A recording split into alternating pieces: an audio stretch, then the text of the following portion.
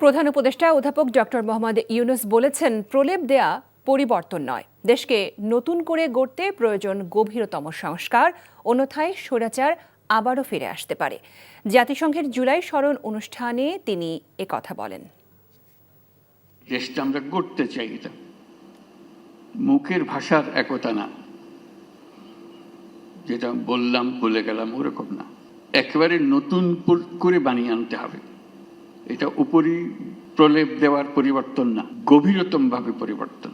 গভীরতম পরিবর্তন যদি না করি, দেশ স্বৈরাচারের বিরুদ্ধে আজকে আমরা কথা বলছি, আবার ঘুরে ফিরে এসে চলে আসবে এক ভঙ্গিতে না এক ভঙ্গিতে চলে আসবে। যতই আমরা আইন কানুন সামাল দিই, যতই সংস্কার করি, যে সংস্কার আমাদের দরকার সেই সংস্কার আরো গভীরের সংস্কার।